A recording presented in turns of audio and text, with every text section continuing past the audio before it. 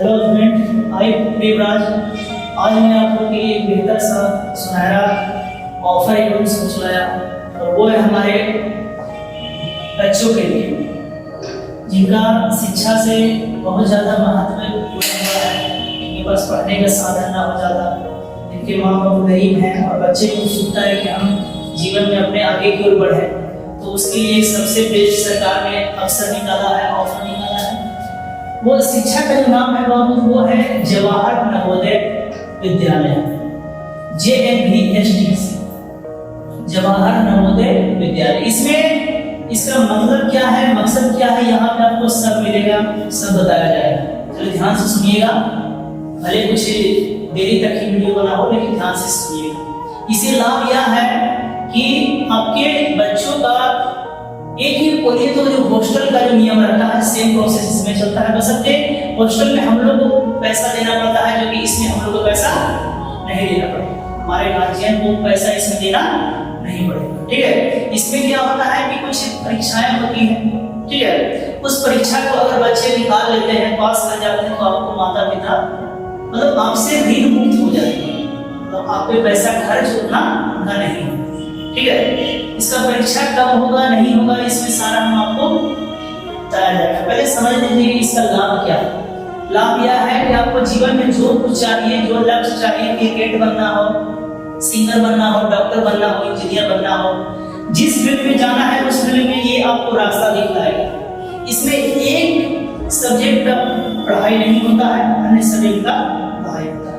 आपको जो सब्जेक्ट अच्छा लगे, जो खेल अच्छा लगे, वो आप इसमें आप प्राप्त कर सकते हैं, ठीक है। जैसे एक मूवी से निकला था 3 इडियट्स, सोनम वांगचुक सर पे, उसमें यह बताया गया था कि शिक्षा किसी का मोहताज नहीं है, शिक्षा को कोई पकड़ के रखा नहीं। शिक्षा को हम कभी भी किसी भी समय किसी भी आयु में हम प्राप्त कर सकते हैं, ठीक है। शिक्षा का कोई भी उम्र नहीं होता है, शिक्षा को हम कभी भी किसी भी समय प्राप्त कर सकते हैं, ठीक है।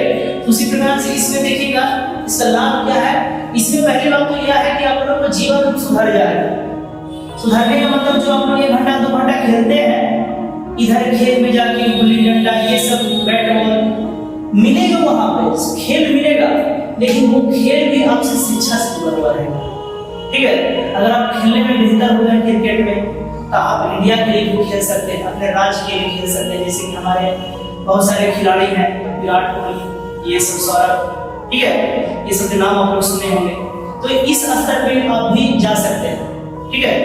इसमें आपको हर चीज का लाभ देगा इसमें। तो हर चीज का लाभ अगर पाना हो, अगर चाहते हैं कि हमें कम उम्र में जॉब की प्राप्ति हो जाए, कम उम्र में हम अपना परिवार संभालने लगे, ठीक है, तो आपको इसमें मेहनत भरपूर करना होगा और अपने माता पिता का नाम रोशन करना, ठीक है। इसमें पहली बात क्या है बाबू कि जवाहर नवोदय विद्यालय एग्जाम इसका 28 नवंबर 2026 है, 28 नवंबर 2026। और इसका जो लास्ट जो फॉर्म फिलअप है, लास्ट जो फॉर्म फिलअप का डेट है वो है 31 जुलाई का। कब है? 31 जुलाई को आपका ये फॉर्म जो भराएगा आपके बच्चे के लिए, वो ये खारिज हो जाएगा, ठीक है।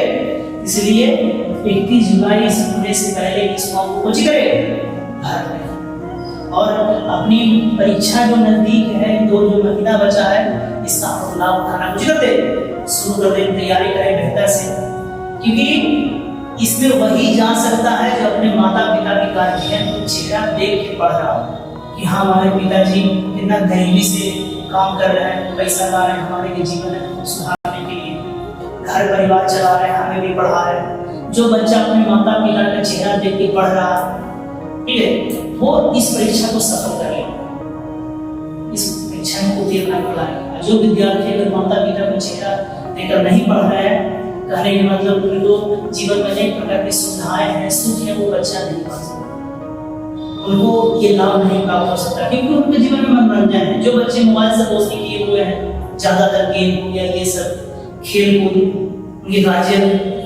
मतलब ये फोकस नहीं किए हुए हैं, टीचर पर छोड़ दिए हैं, तो टीचर कितना करेगा, जहां तक जब तक रहिए उतना करेगा। फिर घर जाइएगा तब आप गार्जियन पे हो गए ना, आपको गार्जियन को देखभाल करना।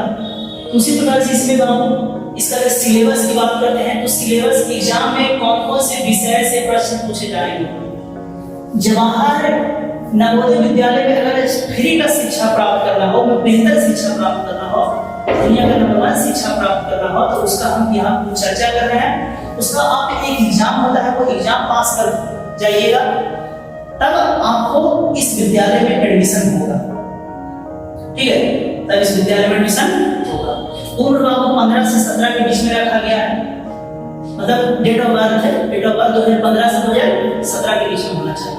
ठीक है, अब देखिए कौन सा विषय पूछ रहा है। देखिएगा पहला है एग्जाम में कौन कौन से विषय से प्रश्न पूछे जाएंगे, हम यहाँ पे लिख दिए विषय से। पहला है बाबू मेंटल एबिलिटी टेस्ट, जिसको हम लोग कहते हैं मैथ, हिंदी होता है मानसिक योग्यता। अब मानसिक योग्यता क्या है, ये आपके जांच पड़ताल करता है। आपका क्या करेगा, जांच पड़ताल किसका, दिमाग का, कि आपका दिमाग प्रॉपर प्रेजेंट टाइम में काम कर रहा है कि नहीं कर रहा। ठीक है, प्रेजेंट टाइम में आपका माइंड काम कर रहा है कि नहीं कर रहा है, वही इसमें सिखाया जाएगा। इसका भी कुछ टॉपिक है, अपना चैप्टर है।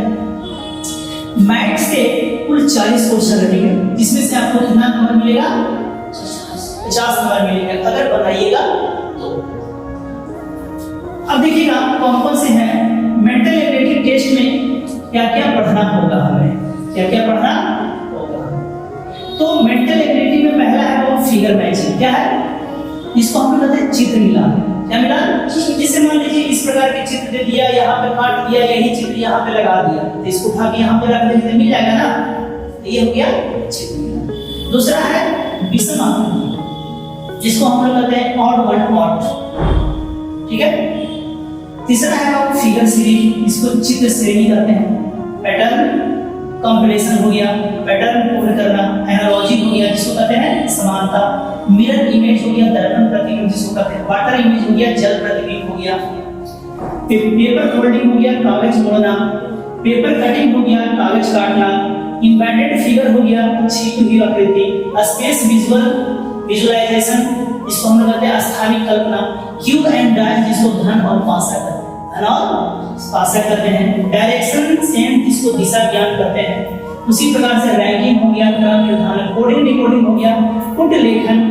मैथ हो गया। अब देखिएगा इसका काम खत्म हो गया, 40 क्वेश्चन वाले का काम खत्म हो गया। चैप्टर का हम लोग कहते हैं मैथ की दुनिया में। मैथ की दुनिया में मैथ को हम लोग कहते हैं अरिथमेटिक। क्या कहते हैं, अरिथमेटिक कहते हैं। ठीक है, मैथ में कुल कितने क्वेश्चन रहेंगे, 20 रहेंगे।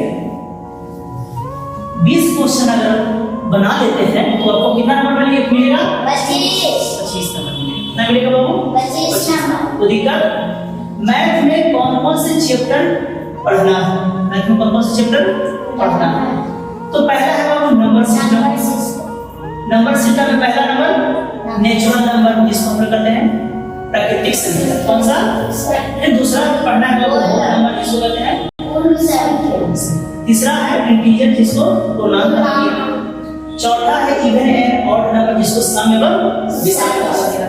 फिर है बाबू प्राइम एंड कंपोजिट नंबर, जिसको कहते हैं अभाज्य एवं सीम, जिसको अभाज्य और भाज्य दोनों कहते हैं। इसी प्रकार से और भी चैप्टर है, वो सब आपको मिलेगा। इसलिए देख लीजिए, ये बेहतर ये चैप्टर है, बेहतर से आपको समझाया गया है। इसलिए उम्मीद है कि आप बेहतर से इसका तैयारी कीजिएगा, अपने माता पिता नाम रोशन कीजिएगा और जवाहर नवोदय में एडमिशन लेंगे। ठीक है, किसी भी चीज को अगर पाना हो तो पहले खुद में हौसला मजबूत करना हो कि हमें वो चाहिए। ठीक है, अगर उस पर आप लोग उतरते हैं, जितना आप लोग मेहनत करेंगे उतना उसमें ज्यादा मेहनत हम करेंगे। लेकिन आपको ये एग्जाम मुझे करना है, आप लोग पास हो जाइएगा, पता ना।